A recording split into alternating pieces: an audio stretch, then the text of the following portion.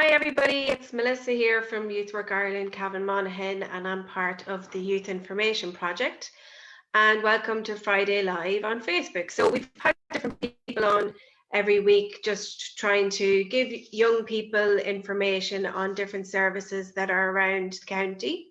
So today we have Eithne O'Callaghan, and Eithne is here from the Adult Guidance and Information Service. So we're just going to have a chat with Eithne. Hi Eithne, how are you? Hi, how are you? Sorry I'm late. That's okay.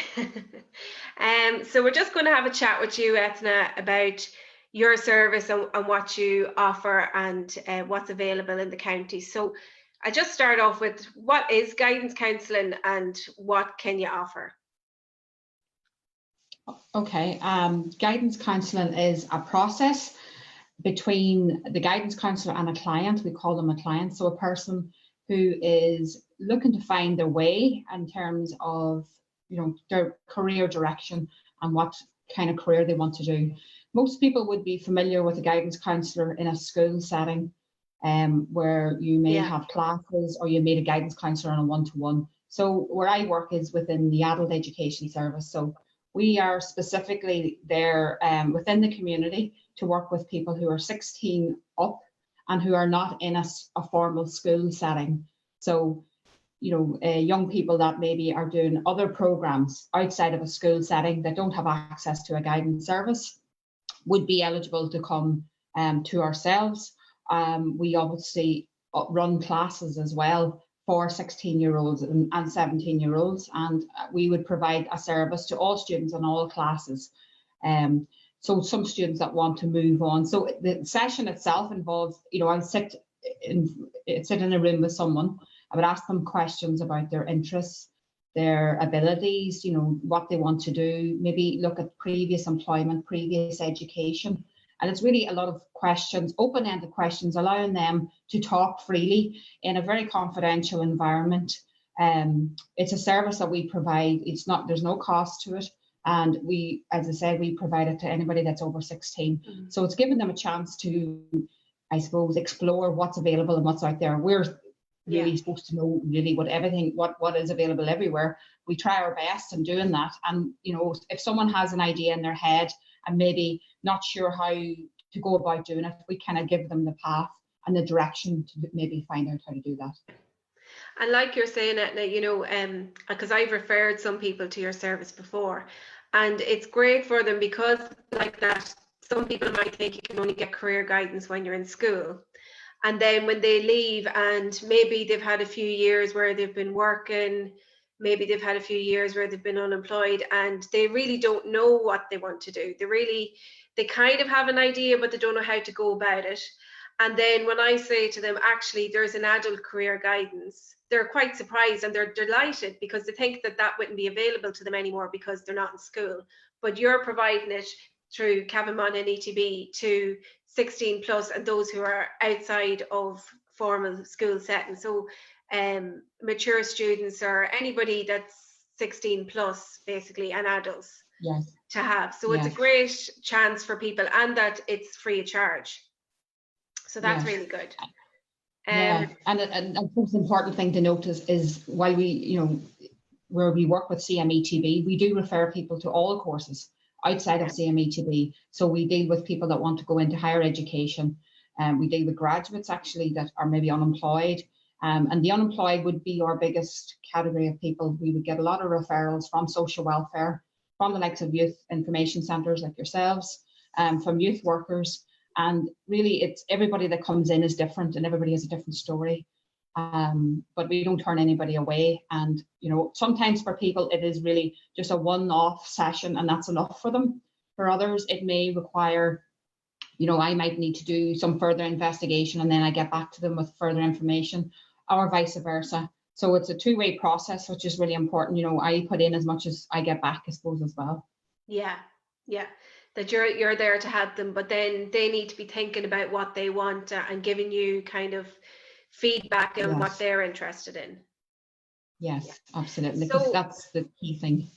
Like you're saying, you might have some people who are unemployed who are thinking of, pursuing going back into education. So Do you have to meet any criteria to meet you? No. Well, I mean, obviously we don't deal with young people that are in school. Yeah. So we deal with people that are outside of the school setting because they have a service within their school.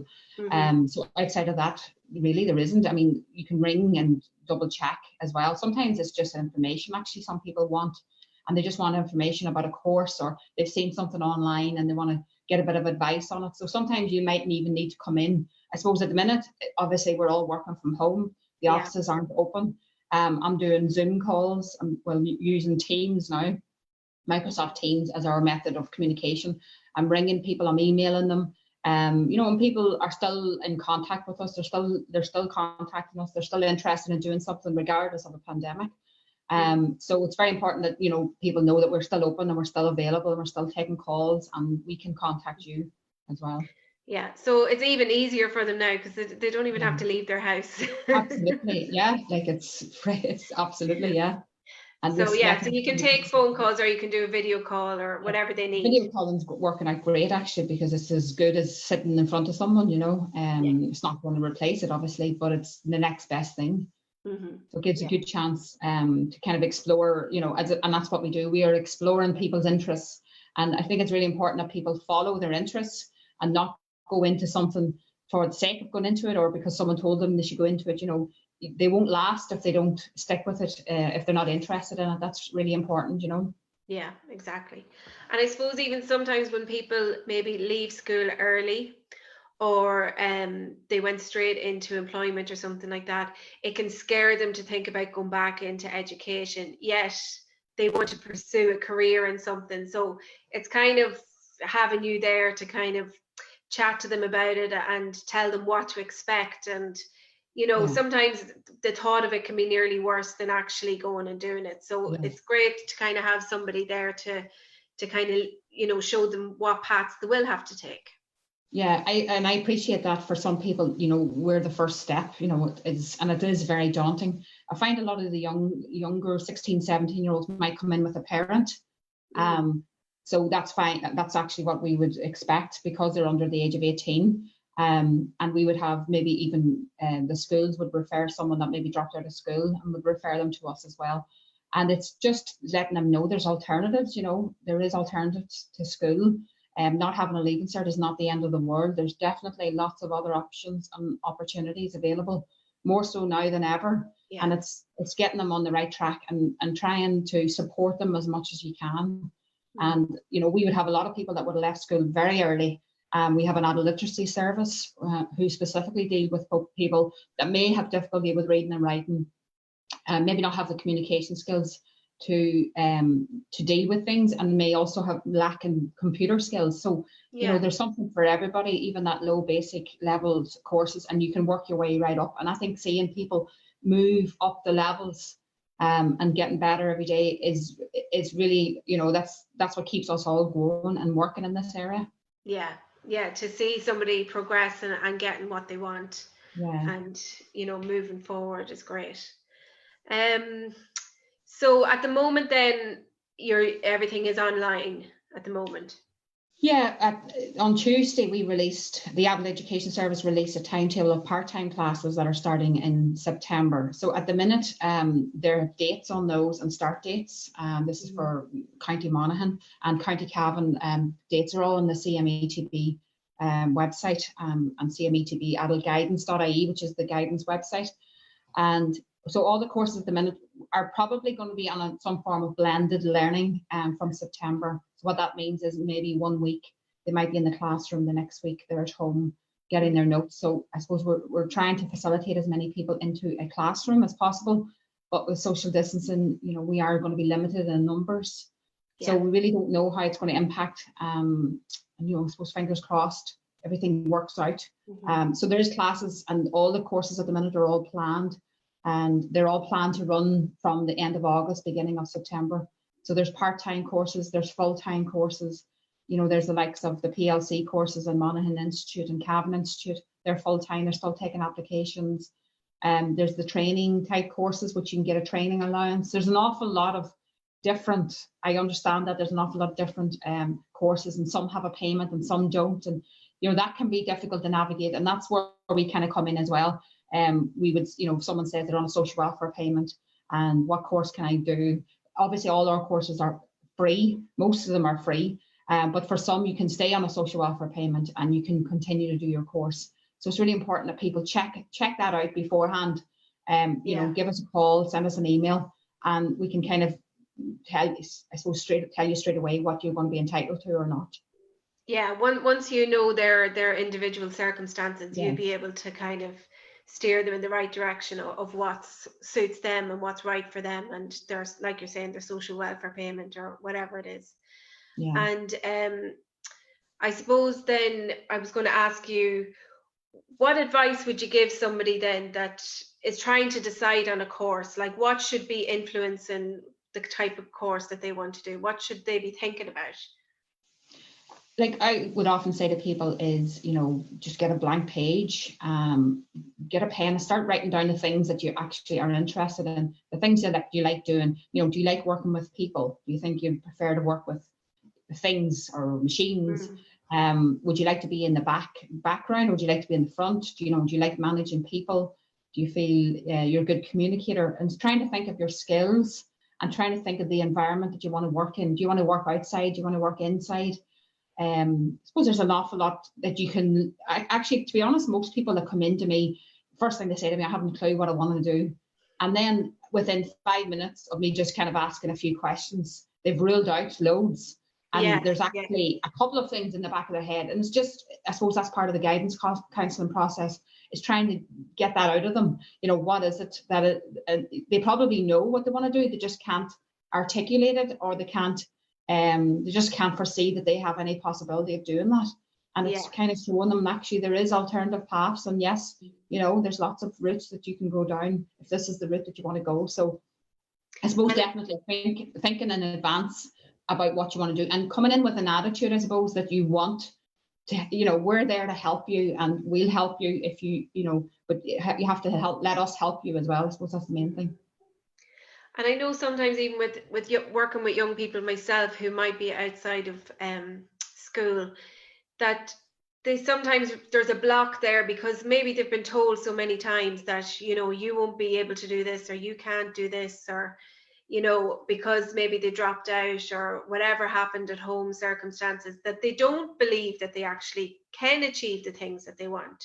So like that, you're saying to have your mind open to being like, well, it might take you a bit longer, but there is a path to getting there. Yeah, absolutely. Yeah. And like you're saying as well, I was thinking, I know what I don't want to do. Yeah, most people know what they don't want to do. Yeah, that's true. That's usually the first thing that comes out, which is great, because I say, well, at least that rules things out, so we're not looking at thousands and thousands of things here. We're looking at, let's start off. And, I suppose for a lot of people actually just starting off and getting their computer skills up to date. Because I suppose now we're in the mode now where if we're going back in September to some form of blended learning, one of the things that we're offering actually is these IT sessions. They're over, and there's a couple of dates in August where we're going to go through things like Moodle and using Teams. That's going to be the method of communication. So your classes will be delivered through these methods, so you need to be familiar with them. So there's lots of things, and getting people online, there's lots of things that we can do prior to September to making sure that you have them skills before you even start. And that's why it'd probably be a good idea to think about it now. Okay, I know, right, it's the 10th of July, but you're saying there's some stuff starting in August. So this is the time to kind of prep now and to have a wee look around and think about it. Yes. So it would be good for them to be getting in contact now, and like you're saying, those courses have been released, having a look at them and seeing if there's something of interest. Yeah, there's one starting, I think, even in the next week or so, around getting back in preparation for study from September. The Facebook page is, to be honest, the best place to get all the information. Now, the amount of information that's coming in on that, new courses every day, that I have to keep my head up above it as well. So there's a new one, I think it's starting around the 17th, and it's around getting people back, and it'll be online. So I think it's only for 2 or 3 weeks, but just getting you the skills necessary So before you even start in September. So yeah, like it's never too late.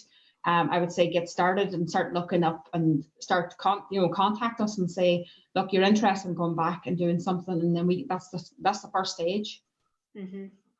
And like you said, it'd be really good to do maybe some of those IT stuff for them to feel confident to do the blended learning. Yeah, absolutely. Because I know even I didn't know what Zoom was 3 months ago, but I certainly do now. All of us, yeah. It's a new way of communicating, yeah. Yeah. So everybody, it's the thought that maybe it's a daunting experience, but when you actually do it and somebody kind of talks you through it and gives you the steps, it's actually quite easy. Yeah, absolutely, yeah. Okay. I was just going to ask you something there and now I forget.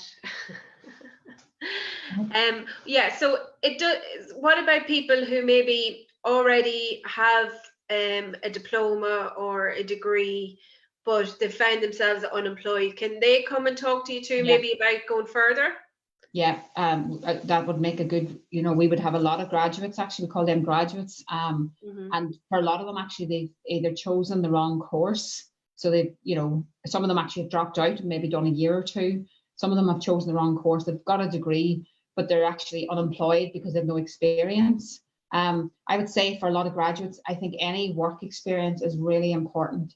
So it looks better on a CV to be working, even if it is in something that, it's not your end career, but to be working and doing something and earning money does look better for a future employer. But yeah, graduates, and I suppose recent graduates, so graduates that maybe are just finishing college now, they do have the same service that we provide within their college or university. So they're always the first port of call that I would say to people, because they would be familiar with their degree, they would be familiar with what other graduates have done. But yes, we would often get graduates who maybe left 6 months ago, 2 years, 3 years, maybe come back from traveling. And for a lot of them, just to look at doing different things. So there's a lot of things at the minute, even around springboard courses.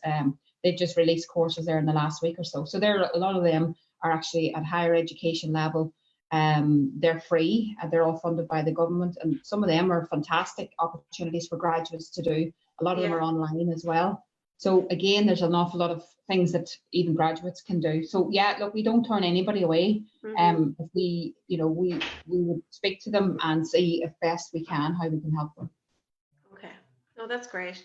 And even then, I'm just thinking about, because the Leaving Cert results are going to be coming out soon, and some students may have applied to CAO, but they could still try and go for their local colleges as well at the moment, couldn't they? So like they could have their options open of Absolutely. having their CAO, but they could also apply to Monaghan Institute or Cavan Institute.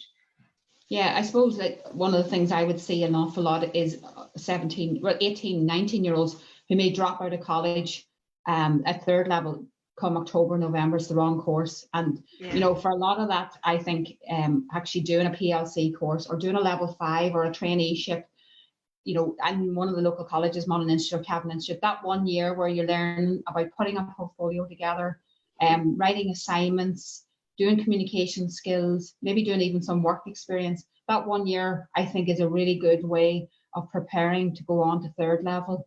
I would encourage anybody that's really iffy about maybe their CAO choice and they're not sure if it's the right choice for them, they should definitely consider the likes of Monaghan Institute and Cavan Institute to do the level 5s, because it just might give them that extra year at home as well to mature, to earn a bit more money. Especially now at the minute, look, it's difficult, I suppose, for a lot of first years going into studying what way it's going to be set up, I know, and it's so true what you said, about maybe having a year just to kind of see what you like and settle in, because even myself, and I know loads of my friends, we were in courses and we only knew what they were about when we were sitting there on the first day, went, this is actually what this course is about.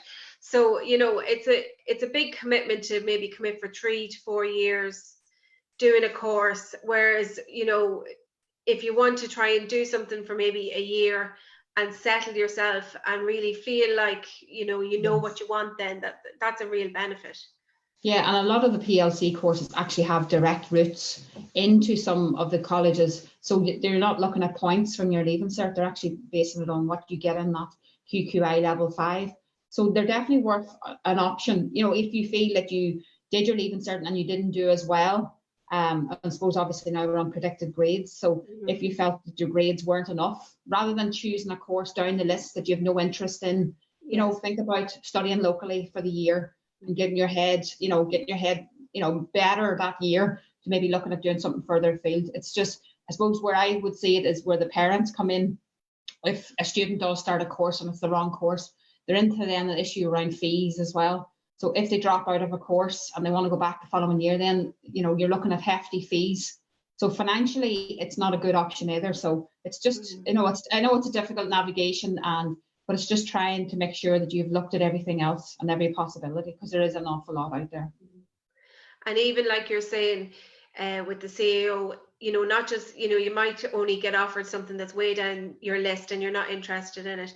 But I know what happens with Monaghan Institute and Cavan Institute, that around August then a lot of courses get freed up because people are changing their minds and swapping over and stuff, so that they can contact those colleges around that time to see if their space is freed up, because at the moment some of the courses might be fully booked, but things get swapped around August. Isn't that what happens? Yeah, the last couple of weeks of August are a bit hectic actually, and there's an awful lot of that around, you know, contacting admissions and checking if courses are free. And even on the CAO as well, actually, if someone hasn't applied to the CAO, there is the available vacant places, it's called. Yeah. It comes out in August. Now, there's no real dates for the CAO at the minute, I suppose, with everything going on. So a lot of their dates are open-ended at the minute. But vacant places would mean, for the likes of, say, for the nearest, you know, third level here, it would be Dundalk IT. So Dundalk IT might have courses that they want to fill, and they will actually advertise them on vacant places. So even if you haven't applied to the CAO, you can still apply even in late August. So it's just something to bear in mind as well. It's probably not something that I would normally recommend because it's a big decision that late on, but it's an option that might be available to people. Yeah, exactly. So there's lots of options available. Yeah, absolutely. And I think I should have a slogan for this, because I'm always saying the same thing every week, is that, you know, people not to worry and to just focus on the Leaving Cert or one path to education. There's loads of different paths to education, and that's what we're trying to show by having all the guests on, to say, look, there's different options and there's different ways of getting to where you want to go. And you know, it just doesn't have to be, I have to do brilliant in my Leaving Cert and then there's no other option of getting what I want. There is lots of different paths to take. Yeah, and the other one I forgot to mention was the likes of the traineeships. So there's a number of those that are available in Cavan Institute and Monaghan Institute. In Cavan Institute, you have the hospitality traineeship, and there's one with youth work. I suppose the difference with the traineeships is there's a huge amount of work experience involved in those. So they're not all sitting in a classroom. They're very much work oriented, and they're really good. In Monaghan, you have the laboratory assistants, one where you'd be, you know, working in a laboratory. There's the OEM with Combilift and other engineering companies. So there's a few of those that are very, very good. If they're more practical, hands-on, they get you the same qualification at level 5 and possibility of employment at the end of them as well, which is really good, you know. Yeah, and it's great to get that experience in. Yeah. And, you know, I remembered what I was going to ask you earlier now. You were talking about getting, you know, people trying to get experience and things. Would you recommend volunteering? Absolutely, yeah. And there's even a volunteer centre in Monaghan, linked with Monaghan Integrated Development. So they have a website. I think it may be volunteermonaghan.ie possibly. Like at anything where you're, you know, if you have an interest in maybe working with people or something, you know, there's a huge amount of opportunities in volunteering. It just looks better. I mean, it looks really well on a CV, I think. I know, I know even in youth work in my field, it would be something that the employers would look at on the CV to see, are they doing any volunteering? And, you know, that they're getting their experience in with working with young people. So it is a good pathway of getting your experience in. So it might only be 1 or 2 hours a week or even a month. And it's just, it's being able to say that you know what it's like being in that work setting. Yeah, absolutely. Yeah, no, I would well recommend it. It's better than a blank in your CV, you know. Yeah, yeah. Definitely. Okay, Eithne. So we're coming to the end now. So how can people contact you then? So we have a website, and it's CMETBadultguidance.ie. That's the first place they can have a look. We actually have a little animated one that it's only about 1 minute long, little animated video that kind of explains our service, and it's on that website. So, you know, if you don't want to read through trolls of information, you can just have a wee look at that. The number in Monaghan is 047 30800. And the email address then is actually straightforward. It's aegis, AEGIS, at cmetb.ie. So either of those, that's the Monaghan contact numbers and email address. So either of those will get us, and, you know, send your queries through and we'll get back to you as soon as we can. And what I'll do after the video is over, I'll put them in the comments underneath as well for people if they need them. Perfect. Okay, I think that's everything. If you're happy enough as well, there's nothing we missed out on. I hope not. Thanks for having me on, Melissa. Always a pleasure, and thanks for doing it. So thanks everybody for watching, and we'll be back next week. And we also have LGBT Live on Mondays at 5:30 with Barry from Cavan and Monaghan Rainbow Youth. So see you then. So thanks everybody. And now to the bit where I go off.